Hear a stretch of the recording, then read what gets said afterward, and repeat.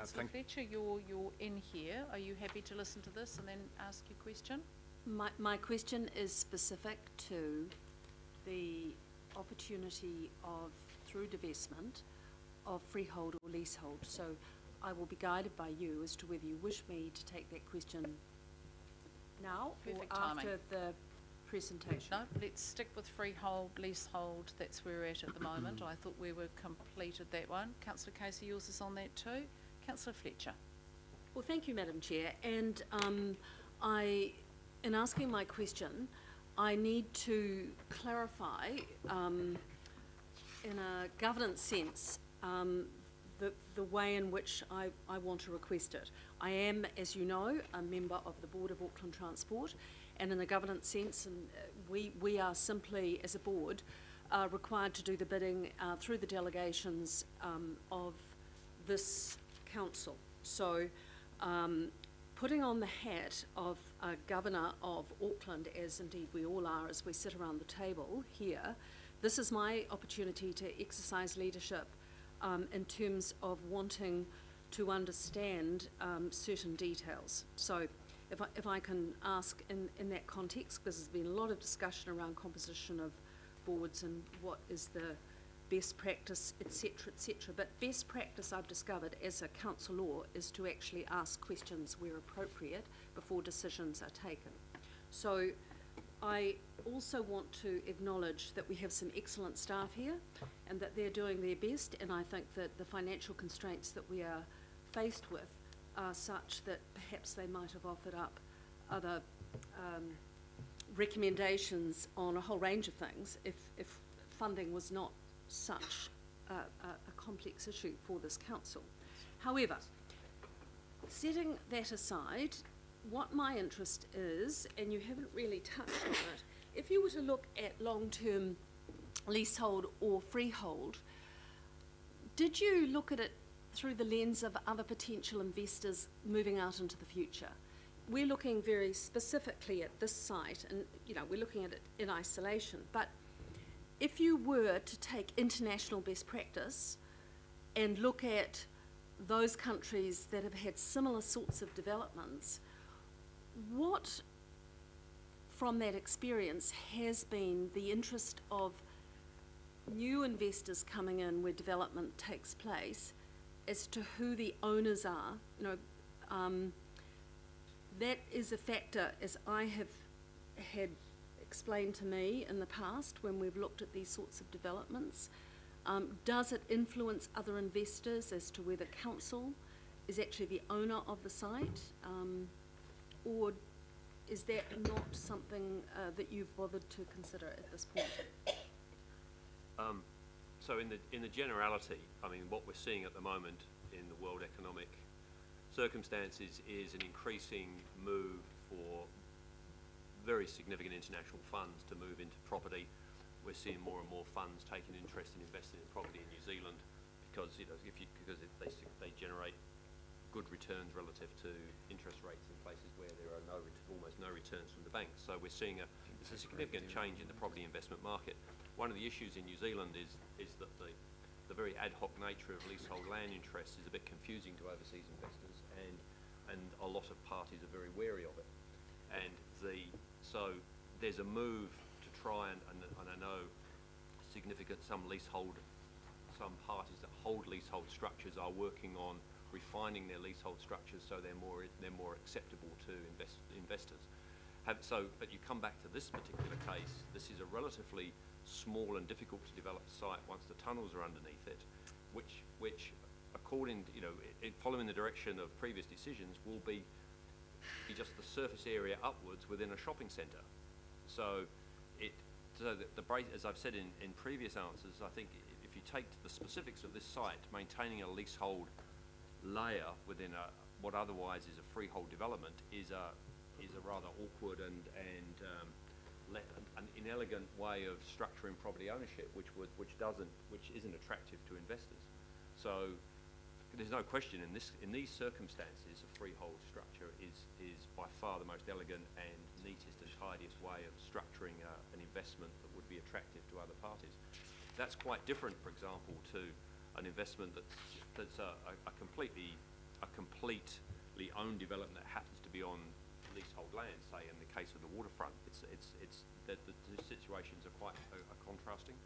So in this circumstance, if one was looking at it from the purpose of trying to create, say, a neat and acceptable investment opportunity, then you definitely freehold. So I get that, and I'm also interested in how council treats this being potentially seen as a model for how we might treat other areas.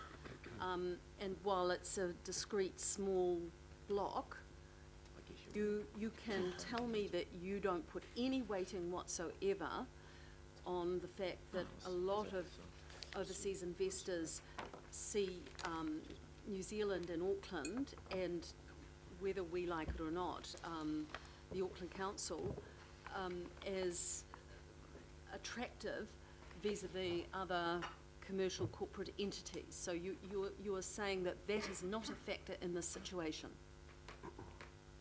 If I could just clarify the question, are you saying if this land wasn't sold to precinct, if the council still retained it? Or are you saying in the context of, I'm not quite sure the context, are you suggesting if it's not sold, if it wasn't sold? We have agreed that the land is to be divested. I accept that. We have this report here, rightly or wrongly, this report has come to us, and as councillors, we are required to do our best by way of making sure that we have all the answers that we require, because this report has been presented to us. So what I am interested in is exploring whether or not if we freehold or if we lease this land, and that seems to be under the subject that we're dealing with at this particular time, Clive. Will it cause us will it inhibit in any way for the future other investments of the surrounding area because of the nature of the freehold ownership? And that might be, going out into the future, other joint partnerships that we might have. It might be post-treaty settlements. It might be a whole range of things, but it might be an overseas investor. But is there weighting to be given to council retaining the freehold and leasing?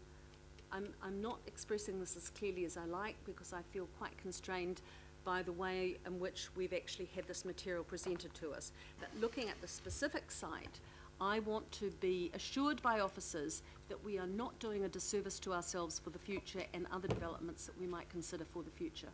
Thank you. No, I think, Madam Chair, I think that's, no, I don't think there's any disservice done to us in terms of freeholding this. And in terms of the other objectives of re-establishing other open space in a more favourable location, then optimising this transaction is the best way to facilitate the best outcome there as well.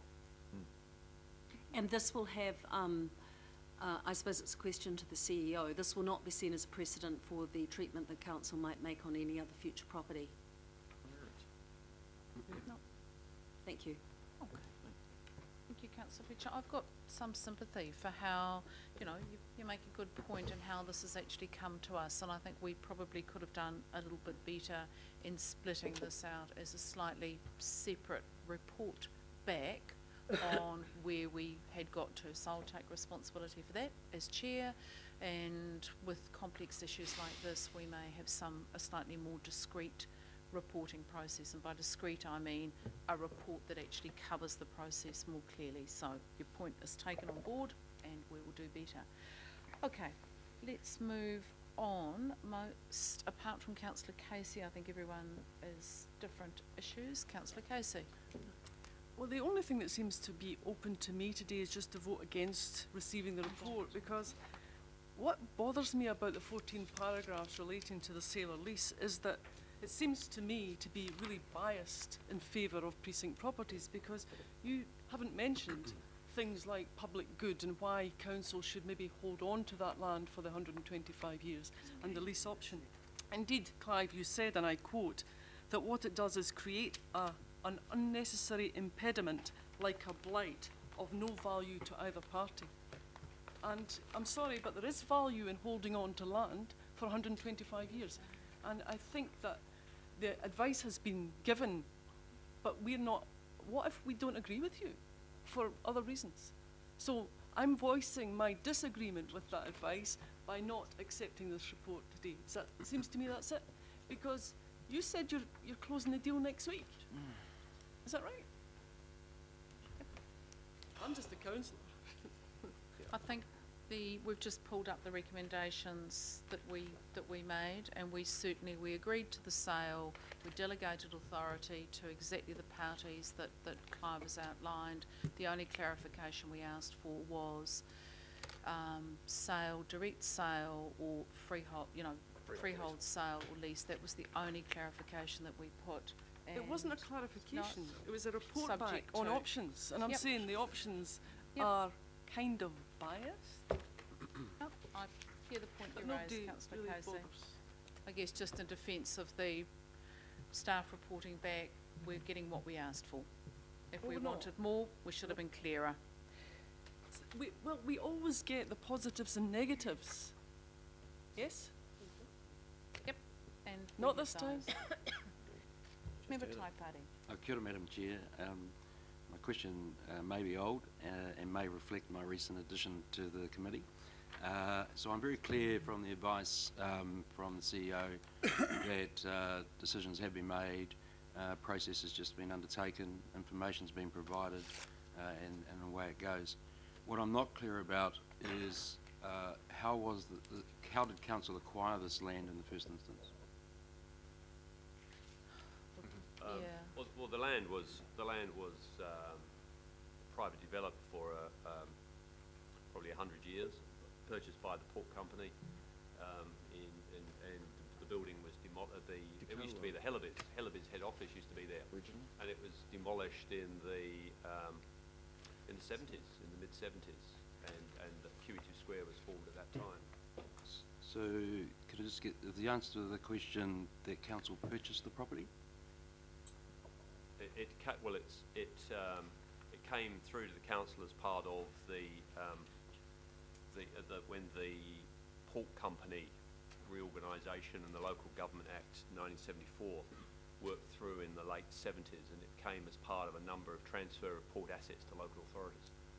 So succeeded to the port. And City Council. And Actually has the status currently of road.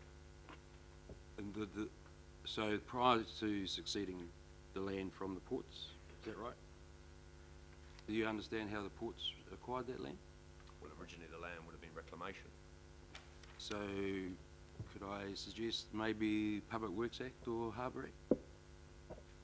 I haven't got that information with me. Okay, think we can see where your I'm going to question raise it, Madam Chair. As I said, it may be old, but obviously if this land was acquired from Māori interests via Public Works Act or other acts of legislation, I challenge whether the council has the authority to sell this land and make sure that it should be offered back to the original owners. So That's we'll my just get, statement, Madam Chair. yeah, no, that's fine. We'll just get some clarification Well, on the offer back process. Well, just the obvious point, Madam Chair, is that the council has no obligation to offer it back to iwi in those circumstances. Well, if I may, Madam Chair, I think that the council does have obligations, and they're far ranging and are supported by the Local Government Act. So can we just clarify? I see you, Councillor Lee. I've got you down here. Can we just have clarification? I can see the point that Member Taipari is raising, and some of us have had experience in this area before. Can you just clarify, one of you, for us, in the process where the offer back to iwi would have taken place and at what stage that would have happened, if at all? And is that required at this stage, or was that done in the past? Well, Madam Chair, I haven't got all the documentation with me, but our analysis is there is no obligation to offer back to iwi. Okay. So we have a differing point of view, Madam Chair, and I'm happy to follow that up Okay. formally. Thank you. That's well signalled. I've got Councillor Lee on this issue. Madam Chair, I this is a really serious matter. The more one thinks about this, the more serious it is. This is a very strategic piece of land. In effect, all of this land along this precinct, including the Britomart Cooper lease precinct, and indeed the Wynyard Quarter, is public land handed down to the people of Auckland from the old Auckland Harbour Board. And for many years, the legacy organisations that received this land, the Auckland City Council, the Auckland Regional Council in the case of the Wynyard Quarter, maintained the Harbour Board policy, a very successful business model actually, which has been adopted by Viaduct Harbour Holdings, of holding on to that land and making sure that the private sector that used that land did so on the basis of a long-term lease. This is a real break in that policy, and I'm really concerned, given the CCO reorganisation, that this will create a precedent, and Madam that. Chair, point of order. And Councillor I want to Cooper, know. Councillor Point Lee, of order. we'll just listen to Could you Councillor please Cooper. clarify that if the member and several members here wanted to relitigate or rescind the previous motion to delegate authority to go ahead with negotiations, that the best way they should have done that was by a notice of motion, please, before we continue? Councillor, I think that's a reasonable point of order, and I'm just trying to get a bit of clarification from Dr. Blakely on we do have a slightly grey area in the middle, which is we delegated authority, we made the decision for disposal, decision made, whether people liked it or not. 5 people voted against it, the rest voted for it, the decision's made. We then, as part of the suite of recommendations, made this subject to information coming back to us on leasehold or Which we have here. unencumbered. We've got that, it's come back to us. Where I think Councillor Lee is heading, and maybe in the heads of some of the councillors, is they're still feeling that they want to be able to make that decision on leasehold versus freehold, and I think that's the point that this kind of turns on. However, we've also heard from Clive that this is days away from being finalised on the freehold basis, and I think that's where we are a little bit stuck. So I'm endeavouring to try and get a bit of sensibility and advice on how we move Madam forward Chair, on that. could you So just I don't enlighten really us on that decision? Yep. Enlighten us. You said you'd pulled up the minutes of the meeting where this decision was made. Are we able to just have it either read out or seen? Yeah. Just so we can clarify we'll- the discussion? So Madam Chair, the words of the resolution that you agreed to were to confirm agreement to sell or lease, subject to successful commercial negotiations. So you have made that decision. It's subject to successful commercial negotiations. You have therefore delegated to the Chief Executive and his staff to proceed to conduct commercial negotiations for sale or lease. That's what Clive has described to you that he has been doing, and that he is in fact days away from closing that negotiation on your behalf. And in the process, he's done an analysis of the alternatives of sale or lease, and his professional conclusion, which he's explained today, is that the best solution is sale.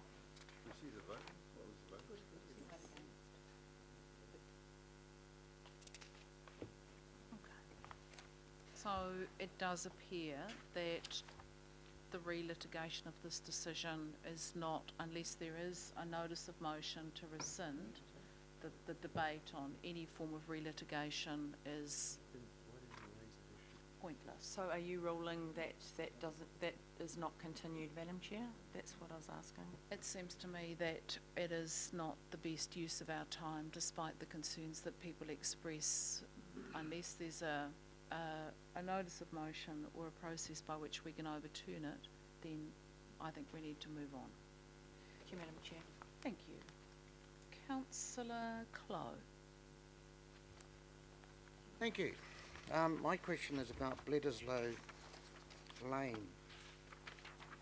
I do find it rather underwhelming. We've finished it and we've got nice new paving, but there's no artwork, and we've got one wall doesn't look great. I mean, even in New Lynn, we've got some wonderful new artworks. Do not go there, Councillor Clow. My advice is don't go there.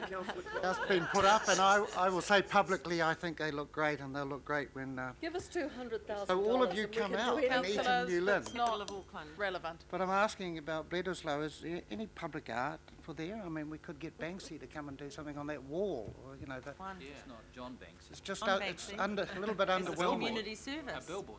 Okay. Yeah, through you, Madam Chair, just to state that the original art that sat on the Wellesley Street edge of Bledisloe House actually will be reinstated, or may already have been reinstated, so that will remain there. Okay, that's it. Okay. We're probably a bit sensitive about public art at the moment. We might revisit that. Councillor Wood. Oh yeah, thank you. My question's in relation to the West Haven Promenade. There's been $6 million spent on stage 1 there, and $16 million in the budget that hasn't been finalised yet for stage 2. I just wonder if I get some clarification or get some understanding of what actually is entailed in this stage 2. My understanding of that, excuse me, Councillor Wood, is that it's an extension of the promenade which has been constructed to date, and it is currently being revisited from a value engineering side of things as to where and what is the most appropriate spend on that. So it's going through the process of that next stage at the moment on a concept design. Okay, so I mean, as a councillor, I've asked for some more information so that I can see exactly what it does entail, and to this time I haven't had anything come to me. So would I be able to see something in the near future, or will that have to wait until you've done this review? Well, no, I'll certainly make sure that we arrange to get some information for you and sit down and go through that with you. Thank you. Thank you, Councillor Wood. Councillor Cooper. Thank you, Madam Chair. And mine's in a similar vein to the Bledisloe conversation. And I'll ask both the questions in one hit so that we don't get cut off for time. First of all, we own a significant building on the corner of Wellesley and Federal Street, which is a bit of an eyesore in terms of its outdoor space and the public art there, or it is now public art because it's a publicly owned building. And there's also a really bad congregation of people that don't tend to enhance the site, especially at night. Are we going to do, and I've been abused and accosted walking past there myself, and it's often very messy and a lot of litter. Is there anything planned for that part of Federal Street? That's my first question. The second one is in number 3 here around street activation, and I mean, it is really great, and I'm really careful when I drive down there and we come out of our car park.